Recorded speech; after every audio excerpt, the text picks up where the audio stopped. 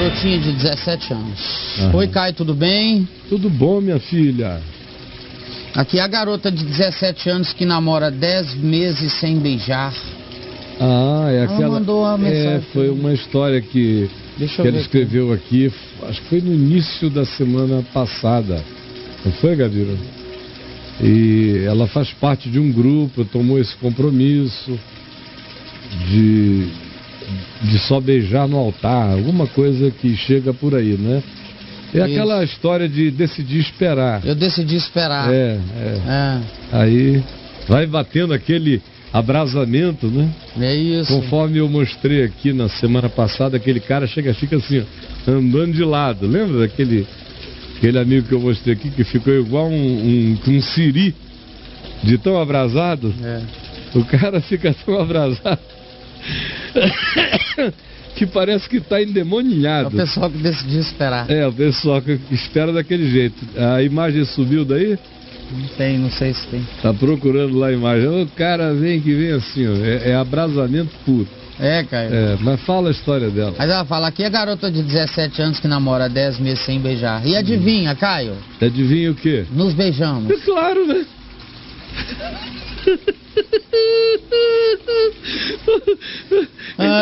Ainda bem que eu não tive que adivinhar, né? Tem gente aqui senão que eu já teria adivinhado mais até, né? Tem gente aqui que fica 10 meses sem beijar. Sem beijar, Fica, e tem gente casada aqui. Não, é casado. Não, 10 meses não. Casado é pior. Casado com filho? Casado, eu encontro mulher que tá há 20 anos com teia na boca, cara. Caraca. Na Xerox Stone tem até visitas eventuais. Tem, né? Tem visitas eventuais, no Xerox Stone. De vez em quando bota uma ficha Agora, lá. tá ali o nosso amigo abrasado. Abrasamento.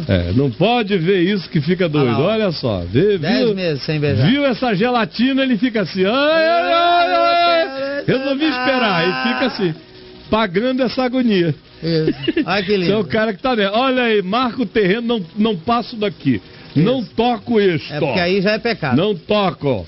Mas nos limites da minha existência ele existe assim, ó, nesse desespero. É um negócio sério. Vamos lá, brother. Pois então, Caio, nossas convicções começaram a mudar. E sem peso na consciência acabamos com um belo beijo. Mas agora ela não tem sabemos. 17, Mas agora não sabemos o que fazer. Eu vou explicar o contexto para você. Ela vai contar uma história. Tá bom. Meu pai é um velho que pensa como velho.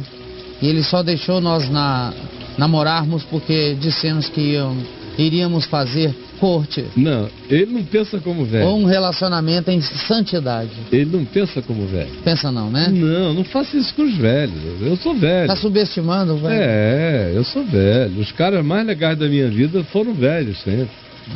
Os idosos mais libertadores as pessoas mais libertadoras da minha existência foram idosos. Foram idosos. Isso não, meu filho, não. O último idoso, que foi os 2 últimos, mais leves, aliás, os 3 últimos mais leves da minha vida, foram minha mãe, que gargalhou até morrer, não perdeu o humor nem morrendo de dor. Meu pai, que quanto mais velho ficava, mais leve se tornava. E o reverendo Antônio Elias, que eu conheci com 10 anos de idade, ele morreu com 96 anos de idade, levinho, dando gargalhadas de tudo que era engraçado e próprio. E fazendo tudo ficar mais leve, porque a juventude é muito bipolar. Ou ela está com calça de veludo, decidimos esperar, não beijaremos, não tocaremos, ou então é bunda de fora. Vale tudo e vamos partir pro arreganho. Partir pro arreganho. E não é nenhuma coisa nem outra, não. Nem a calça de veludo nem a bunda de fora. Uma menina de 17 anos, claro que não vai conseguir namorar direito um garoto, nem ele a ela. Sem um beijinho, um abraço, um cheirinho. Sem um peguinha, né? Meu Deus. Peguinha.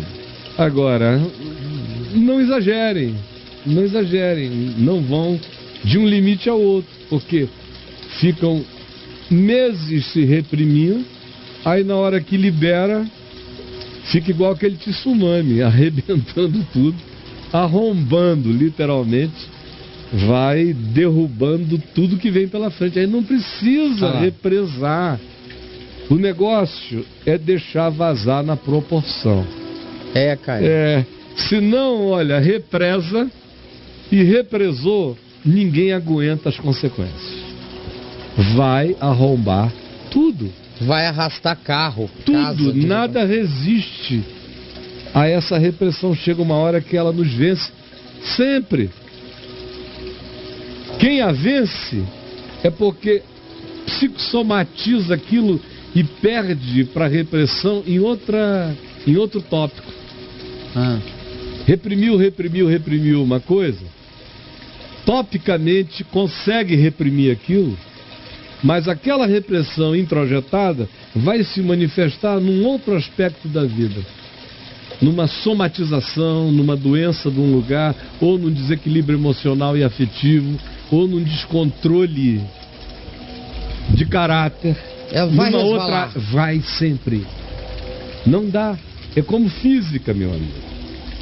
Não dá para você encher um recipiente de um volume muito maior do que o recipiente. Ele entra no estado de compressão. Se você vai exagerando e botando mais, ele explode na tua cara. É óbvio que é assim. Com a alma é assim também. De todos nós. Então, as únicas pessoas possíveis de experiência do sadio na vida são as equilibradas, não são as exageradas. São as pessoas que vivem com prudência uma estação depois da outra, que vão queimando etapas próprias e não vão queimando pontes para trás.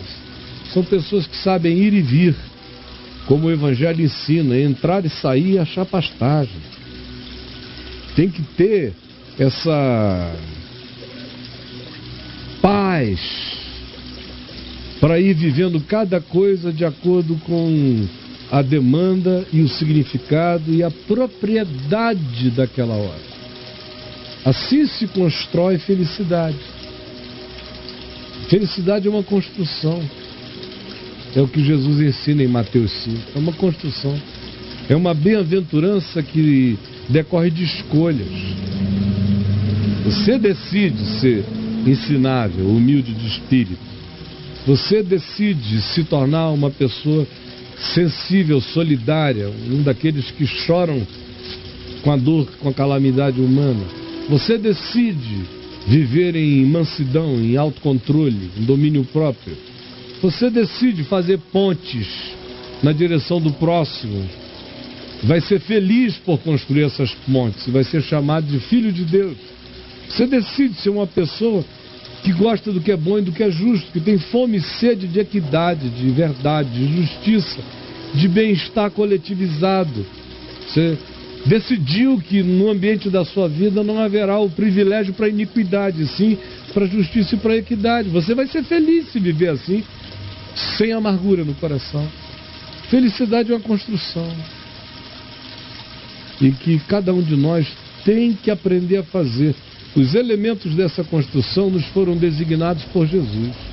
Ninguém pode erigir a construção interior da felicidade com material diferente do que Jesus propôs. E nem sem os alinhamentos ensinados por ele.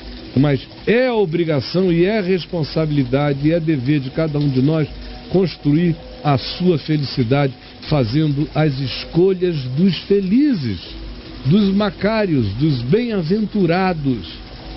São, portanto, escolhem. Jesus não estava falando de uma loteria. Bem-aventurados que nascerem assim. Ele está ensinando gente a se fazer assim. Tudo no Evangelho não tem nada a ver com nasceu desse modo.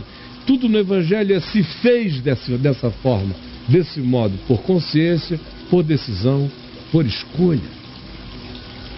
E aí? Ninguém sabe que nos beijamos, sabe, cara? Não precisa fazer propaganda também, né? É. Você beijei, beijou, gostoso. Para quem mais tem que informar? Meu Deus. Eu também, eu acho que quando também não sei. Eu beijei tão cedo na vida que eu já nem me lembro mais quando foi que aconteceu. Mas eu acho que eu não contei. Porque eu era tão novo que era proibido, mesmo contar para um amigo da mesma idade, ele saía correndo por ali dizendo o que eu estava fazendo, com 5, 6 anos de idade, né? É com 5 então anos, eu fiquei, né, sonso. Com 5 anos a gente procura esconder realmente. Eu fiquei muito sonso. Eu fiquei sonso até os 12. Aí nos 12 eu assumi. Foi a primeira vez que eu namorei em público. Cara. De mãos dadas. Eu com 5. Uma menininha de 11. E andava na rua. Mas você tinha quantos anos? Baixo. Eu tinha 12, ela tinha 11. Era um escândalo em Niterói. Tá, mas aí você abriu. Andava na praia. A hora? Isso aí você abriu, né? Abri. Abriu. Graças à mãe e ao pai dela. A mãe porque se apaixonou por mim e o pai porque era um liberal. Você... Sabe quando você sente que a mãe da menina tá te namorando? Que ela gostou de você. Que ela queria estar no lugar da filha dela. Vivia aquele momento. Lindo. Ei, Caião, ó, seduziu com 11. Não fiz nada. Eu fui pra menina, mas a mãe me deu aquela permissão. Deixou rolar. Ninguém entendia, era um escândalo. Olha que bonitinho. Eu passeava com ela de mão dada. Era no tempo das calças Calhambeque Bibi. Calhambeque Bibi. Tinha essa calça? Calça Calhambeque. E a camisa Volta ao Mundo, você teve? Já tive, mas ela logo ficou brega. Mas nesse tempo aí... Mas o Calhambeque Bibi? Nesse tempo você usava anel de caveira. Anel de caveira. Calça Calhambeque. Calhambeque. Uns sapatos assim de salto bem alto atrás, aquela ponta de Beatles para trás e aquelas camisas bem coloridas e escandalosas, o máximo que pudesse. Isso. O cabelo tinha que ser já todo não penteado para ficar encaracolado. Esvoaçante. Que lindo. E você fumava cigarro escondido. Fumava escondido. E se alguém visse de longe, falava que era aquele chocolate. Você sempre fingia, ou então se era um amigo do pai, dizia, não conta nada não, por favor, tio, não sei o quê, e tal. Às vezes todo cara tinha um rabo preso, né? Olhava muito pra bunda de uma empregada que você conhecia. Aí já ficava com medo que você lembrasse a ele o que você via. Aí sempre davam cobertura. Caião. E essa garota aqui não abriu, não. Aos 17 anos, no ano de 2015, ela diz o seguinte: ninguém sabe que nos beijamos, que combinamos de não beijarmos, pelo menos até eu completar meus 18 anos. Sim. Não quero viver uma mentira dizendo que não beijo. E se meu pai descobrir, eu tô morta. Mas toda vez que ficamos sozinhos... Rapaz, vocês sofrem muito, né? Olha o drama. Muito sofrimento. Meu Deus do céu. Eu com tanta conta para pagar. E eu aqui, ó. Né? Mas toda vez que fica... estente no coração, com um monte de problemas. Cheio de... Tendo que resolver situação de pai que proíbe uma filha de 17 anos de dar uns beijos. Minha filha dá na minha presença. Beijar. É assim que fica bom. Beija aqui na frente do papai e da mamãe em casa. Dá beijo, né, cara? Vai ficando cada vez mais carinhoso, cada vez mais controlado. Me acho. Aí vai escondendo, tem que ser aquela sugação de desentupir pia. Isso. Não é? Que chega ali com aquele negócio e sai com o pâncreas entalado na boca. Aí vai rotorruter. E o cara tenta ver se daqui ele chega onde ele não pode, né? Ele tenta ver se daqui ele chega. Sim, se ele vai rotorrutando. Vai pegar por trás. Chega lá. Então agora, se tá na frente de papai e de mamãe, selinho pra cá, beijinho pra lá e vai ficando quietinho. Paga uma social. Vão pra casa felizes. Não fica aquele clima de vamos esperar eles subirem pra gente se beijar atrás daquela escada. Pega escondido. Meu Deus, é muito sofrimento, cara. É difícil. Eu nunca pensei que ia terminar minha vida como pastor dando esses conselhos. Eu posso dizer que eu andei pra trás. É complicado. Caio Fábio da Araújo. E aí, brother? Mas toda vez que ficamos sozinhos e as pessoas amam nos deixar sozinhos. Que as pessoas amam, né? Pra ver se tentam os dois. Acaba rolando um beijo. Decidi não fazer algo escondido, então vou completar meus 18. Agora que ela... Olha aí que ela vai fazer. Então vou completar meus 18 anos e vou me casar logo. Não, minha filha, não. Temos um lugar para alugar, emprego garantido e nos amamos. Vocês estão tomando a decisão daquele cara do Siri, hein? Isso é pulsão de Siri. Isso é pulsiri. Pulsão de siri, aquela história do abrasamento que faz todo dia. Milhares chegarem aqui querendo saber como é que saem do casamento, no qual eles entraram por causa disso. Porque, olha, o cara tá que não aguenta mais, ela tá doida pra não ter mais limite, e ele tá doido pra atravessar a linha. E, ó, fica assim. Até 18 anos. Depois a gente já tem pra onde ir. Já tá tudo esquematizado pra beijar em paz. Se vai casar pra resolver esse problema, pelo amor de Deus, não casa. Mas resolve esse problema. Porque a solução para esse problema é pior do que o problema. É. A solução para esse problema, segundo eles, é o casamento. Mas casamento é um problema, minha filha. Um casamento... Para quem se casa, para solucionar isto. É.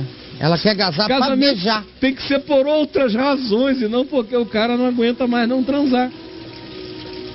Porque senão ele vai se casar e ele não vive nos dias de Paulo. Se Paulo estivesse vivendo hoje aqui nos nossos dias, ele não ia dizer para nenhum garoto que era melhor casado que viver abrasado. Eu tenho certeza disso. Ele dizia lá naquele tempo, onde não havia alternativa. A mulher que tivesse tido uma relação sem ser com o homem com quem ela viesse a se casar, já estava automaticamente, naquele mundo, colocada na ambiência da prostituta, da garota de programa, da meretriz, da mulher de segunda, terceira, quarta categoria nos dias de Paulo. Por isso, não havia alternativa para a mulher, e Paulo não ia chegar para o cara e dizer: ô rapaz, namora uma menina por aí, umas meninas, vai levando devagar até você estar com a cabeça mais madura e poder casar com alguém que você realmente goste. Não tinha nem clima para isso, era tudo muito final, muito fatal.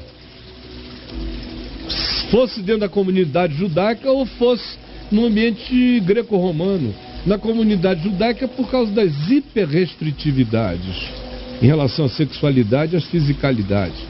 E não tinha nada a ver com o ensino da escritura, tinha a ver com as seitas do judaísmo. É igual entre nós. E no mundo greco-romano, não é porque lhes faltava liberdade para libertinagem. É justamente porque tinha tanta libertinagem que quando uma mulher queria ser a mulher de um homem e ser mulher de alguém mesmo na vida, ela tomava todos esses cuidados e todas essas precauções, até porque ela tinha muito pouco o que dizer sobre o casamento, que acabava sendo uma escolha também de decisões familiares, de interesses econômicos, sociais, vinculações mais amplos, não apenas entre os importantes da nação, mas até entre camponeses.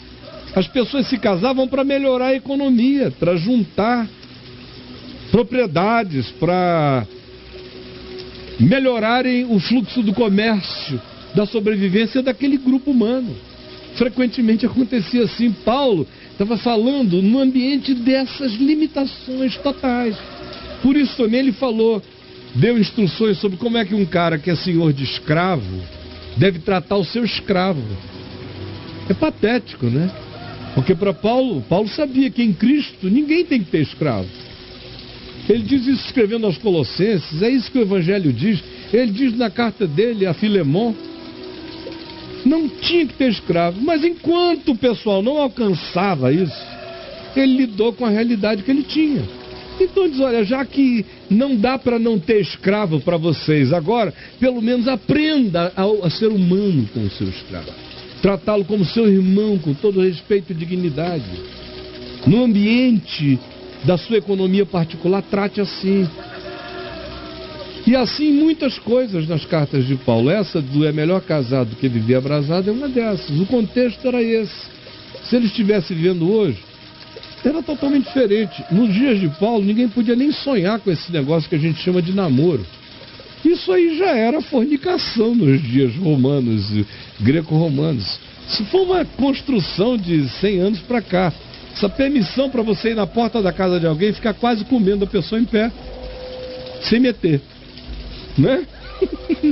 Isso foi crescendo. Isso começou na França, Inglaterra, Estados Unidos, chegou aqui há 100 anos atrás, com muito mais pudicícia, isso e aquilo. Mas quando eu era menino, eu já cresci num ambiente onde o arroz crescia solto, né?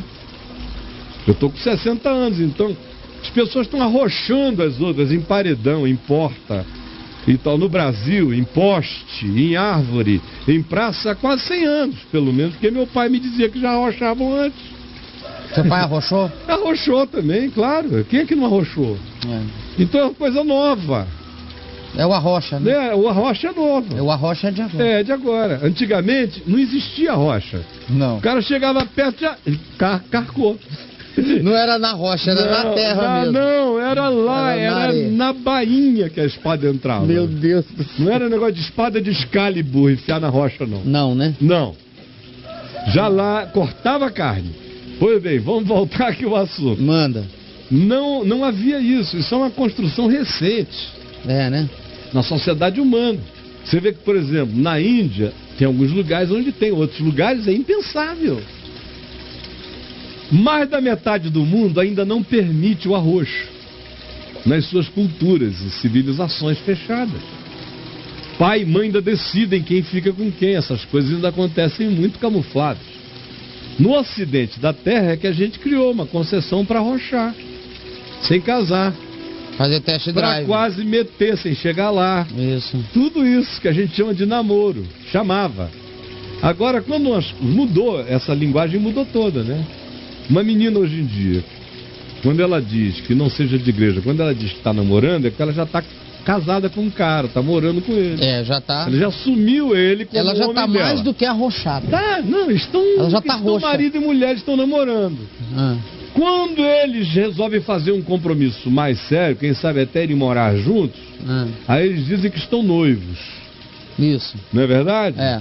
E aí depois, se eles querem transformar aquele noivado numa coisa definitiva, porque estão querendo já comprar coisas juntos, ter o filho juntos, não sei o que, eles vão lá e regularizam no cartório. Ou então quando já tem uns 2 meninos. É, vamos lá e faz.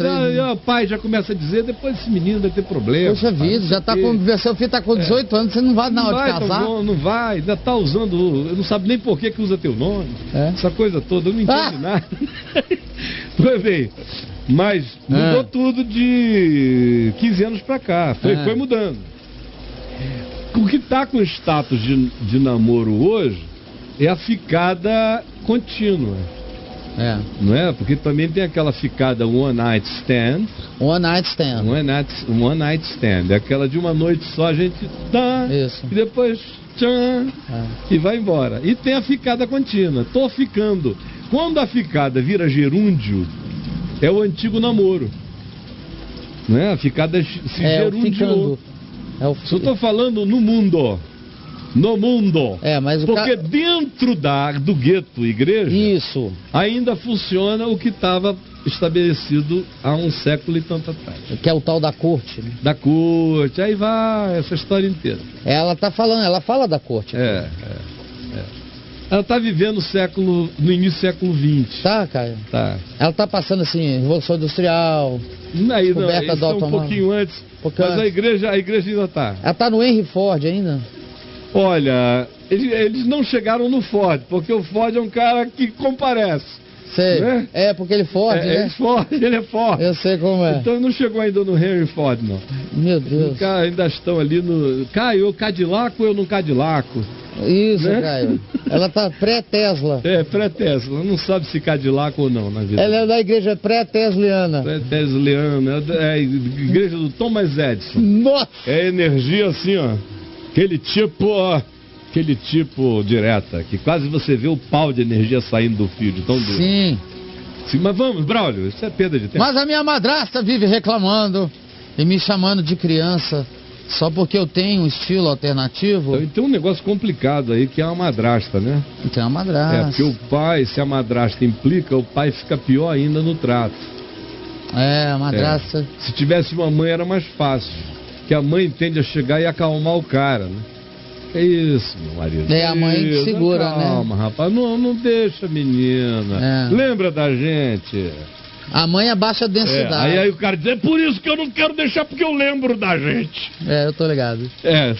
Homem sempre, não, eu tô de olho porque eu não esqueci da gente. Se ele fizer a metade com ela que eu fiz com você, eu mato ele. Quer dizer, o cara pegou a mãe da menina e esculhambou. Deixa essa menina ser feliz, rapaz. Não pode. Não pode. Ele pode. As mães defendem. E o cara já fica imaginando o que é que ele fez com a mãe dela. Ixi, aí já era. Ai, meu Deus, esse garoto tá passando, bem. E ele olha a menina aí, tá zerada, no plástico, no plástico. Eu faço e ele come, não pode. Carro novo, plástico no banco. Ai, vai arranhar a pintura toda. Aí ficam com ciúme maluco esses pais. Vamos lá. A gente não sabe nem se é zelo ou é ciúme. Vamos lá, Paulo. Ela diz que eu me converti, palavras da madrasta dela. Ela diz que eu me converti, esse velho homem tem que morrer. Estou guardando tudo, nem respondo, só ignoro, Caio. Estou ouvindo cada absurdo, até mesmo que estou me desviando só porque quero aderir ao movimento Caminho da Graça. E estou morrendo de medo de meu pai não deixar eu me casar. Meu pai é muito bravo e grosso. Às vezes parece que ele nem gosta de mim. Ele não é convertido, mas se acha o cara que vai pro céu porque vai na missa. Sim. Pensa que sabe de tudo mesmo quando não sabe nada.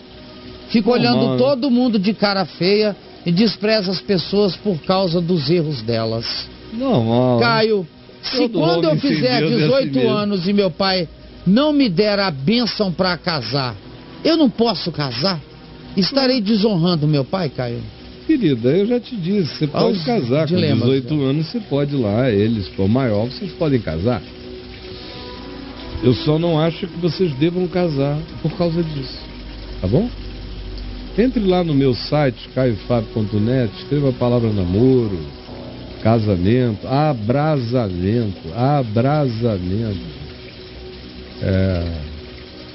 E você vai encontrar uma quantidade grande de cartas de pessoas vivendo exatamente esse seu dilema. Todo mundo que casa para resolver esse problema faz da solução um problema infinitamente maior do que o problema que se pretendia resolver. Então, o casamento é coisa muito séria para a gente se utilizar dele só porque está sexualmente abrasado, a fim de fazer outras coisas e não tem permissão, e do ponto de vista religioso se sente culpado ou culpada. Aí vão, se casam imaturamente, sem consciência, sem maturidade, sem consistência, sem lucidez, acabam logo 2, 3, 4 anos depois trazendo ao mundo filhos, para depois de 10 anos se separarem e fazendo a vida ficar muitas vezes mais pesada do que se tivessem apenas aos 18 anos, já maiores de idade, decidido namorarem conforme a consciência deles determinasse. Até onde vão, até onde não vão, saber e crescerem nessa relação para saber se ela vinga ou não vinga, se ela tem futuro ou não tem, se ela se justifica ou não. Agora, casar para aprender isso depois é loucura, e eu vou morrer sem contribuir em nada em relação àqueles que pensam que casamento é solução para abrasamento. Me desculpem, eu vou para o céu dizer isso para Paulo. Irmão, lamento muito, deu um trabalho danado que você disse. Deu um trabalho enorme, porque o contexto era outro. E diferentemente, por exemplo, da descrição do véu em 1 Coríntios 11, o contexto mudou. Aquele é um texto que você não vê ninguém pregar nele, porque não faz nem sentido mais. Naquela época era adequadíssimo o que ele estava dizendo, era relevante, era notícia de primeira página aquela instrução, mas perdeu o significado cultural, porque a mulher não usa mais véu, a prostituta também não sai mais, não é que sai com o cabelo desgrenhado. Não tem mais não tem mais nada daquilo. Não tem, o estereótipo morreu. Mudou. E os conceitos, os conteúdos acabaram.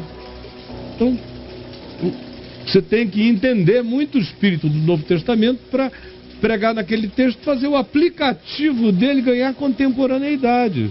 Como a maioria nem sabe o que era aquilo culturalmente, o texto está lá abandonado. 1 Coríntios 11. Não é? Olha. Agora, por quê? Porque o véu não clama da terra dizendo: me coma, me possua. A pepeca sim. Por que aquele texto pode ser abandonado? Porque O cabelo, que é um dos elementos do texto, que a mulher ou usa o véu, mas tem que manter o cabelo grande e o véu na cara, aquelas histórias todas daquela época. Sim. O cabelo também não grita, dizendo, pelo amor de Deus, me possua que eu não aguento mais de acabelamento abrasado. Mas a Xereca Stone faz esse clamor, não é? Faz. O nosso amigo Henry Ford tem esse apelo para ser forte e para acelerar e pisar, e entrar, e ir. Não é verdade? Claro. Então, pois bem, por isso é que aquele texto de Paulo continua sendo objeto de toda essa briga. O da escravidão.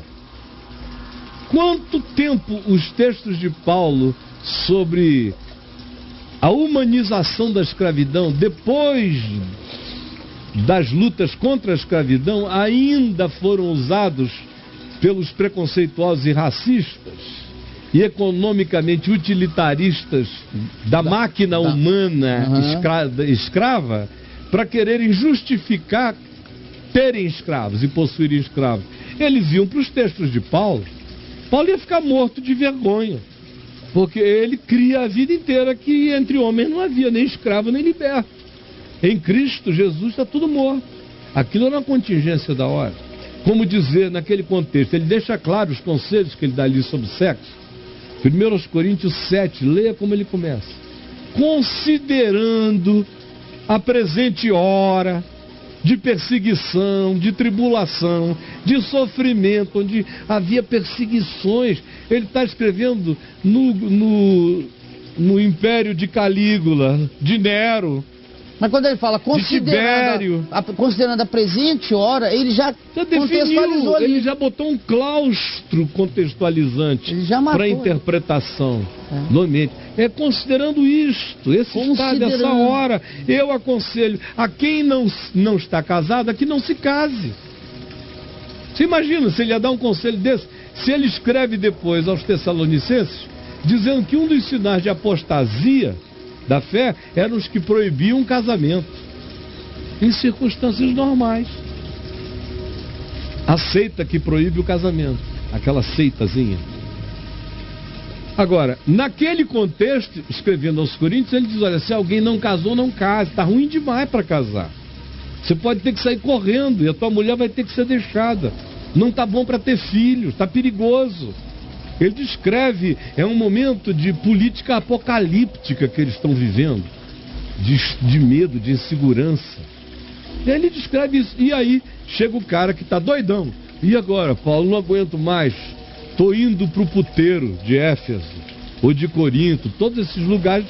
Corinto você esteve lá comigo, eu mostrei lá em cima da montanha Acrocorinto, templo de Afrodite, onde as prostitutas... O pessoal descia, né? Serviços... Lá em cima. Corinto, o negócio... a barra era pesada. Era o pessoal do Arrocha lá. O pessoal pegava e comia, carcava sem piedade. O pessoal descia. E era porto de mares, de dois mares, com marinheiros de um lado e do outro. Pense. Atravessando aquilo ali. Meu Deus, era uma loucura. Nossa. Era verbo. Corinto era verbo. Corintianizar. Eu corintianizo, tu corintianizas. É putaria. Eu putario, tu putarias. Ele putaria. É corintianizar. Era nesses termos, né? Isso aí, qualquer um que entra ali no Google vai ver, escreva ali lá, corintianizar, você vai ver no mundo greco-romano o significado disso aí. Tá vendo? Então, por causa desse contexto, ele disse o que ele disse em 1 Coríntios 7. Se o contexto fosse outro, ele diria diferente, porque ele estava trabalhando com as categorias do bom senso, do princípio aplicado à contingência, é um aplicativo circunstancial. Mudou a circunstância, o princípio é o mesmo. O aplicativo desse princípio é que vai ser de acordo com a nova circunstância. Mas o espírito do princípio é que não pode ser alterado nunca. Lá no meu site, para quem quiser ler sobre isso, vão lá e procurem um texto no link A Mente de Paulo. Se você escrever princípios, acho que são princípios absolutos e aplicativos relativos. Se encontrar escreveu a palavra relativo ou absoluto, vai achar o texto. Leiam esse texto, ele é fundamental para quem quer começar a compreender as cartas de Paulo, o Novo Testamento, os contextos para dar coerência e sentido, tudo nas letrinhas escritas, a letra morta de Paulo, dando uma vigência, está aí o texto, dando vigência a coisas que já nasceram mortas do ponto de vista do princípio. Os princípios imutáveis e aplicativos circunstanciais.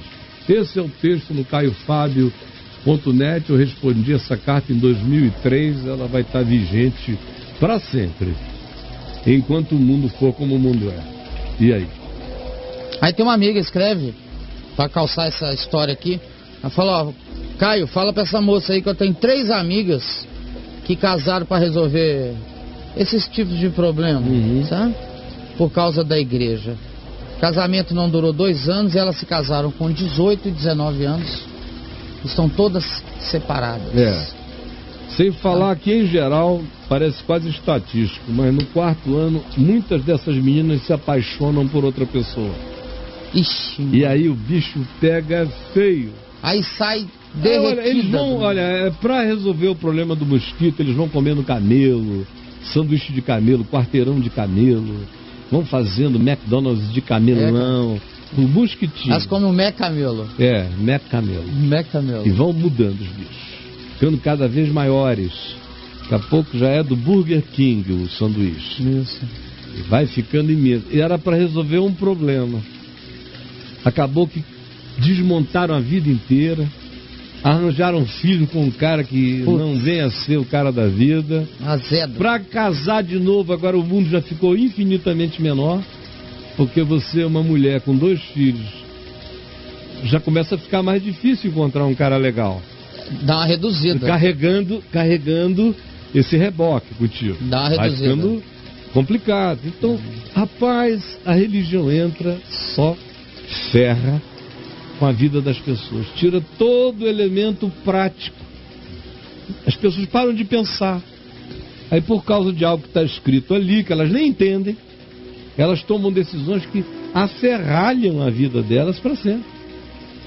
Aferralha e aferrolha, às vezes. Isso. Então, filho, para com isso. Vai namorando em paz, não sejam precipitados, vai vendo quem você é, quem ele é. Pode ser que daqui a 1 ano, quando você fizer 18 anos, se você namorar normal, você me escreva aqui e diga, Caio, olha, já nem estou mais com ele. Sabe? Que você falou aquilo, deu uma relaxada. O que nos unia era a opressão. E porque eles nos oprimiam, a gente se sentia oprimido juntos, a gente se unia pela opressão deles. Depois que eles continuaram a nos oprimir, mas a gente se desoprimiu e resolveu tratarmos-nos com naturalidade e normalidade, segundo o que a consciência de cada um de nós, leve, tranquila e pessoalmente permitia, nós fomos nos conhecendo melhor e chegamos à conclusão 1 ano depois que não tinha nada a ver, que era outra coisa. Minha querida, olha, eu estou falando com muita acumulação atrás de mim, não estou dando uma opinião, eu sei o que eu estou dizendo a você. O pior é isso. Então, por favor, calma, tá? Só namora. E aí? Mais um aqui. Fala pra moça aí que tem outro aqui que aconteceu a mesma coisa. Eu tô divorciado com 2 filhos, etc. Você já sabe. A história é sempre a mesma. É recorrente. Todo o chat tá vindo aí. O tempo todo. E nós nada podemos contra a verdade, senão em favor da verdade. Se aquilo que Paulo disse lá é melhor casar do que ele uma verdade absoluta, ele não causaria o estrago que causa. Um monte de gente botando o abrasamento sexual na frente da maturidade do amor, casando para resolver problema de sexo, e aí arrebentam a existência inteira. Desculpa, olha, ainda bem que eu sou herege, que eu estou livre de vocês, que eu não tenho nada a ver com essa comunidade de doidos, eu estou livre no Evangelho para dizer o que eu creio. Eu creio, por isso eu falo com a minha boca, vivo com as consequências, estou em paz com Deus e não tem homem para me perturbar, porque eu sei em quem eu tenho crido, é a Ele que eu vou responder e não aos sinédrios dos senhores. Calado.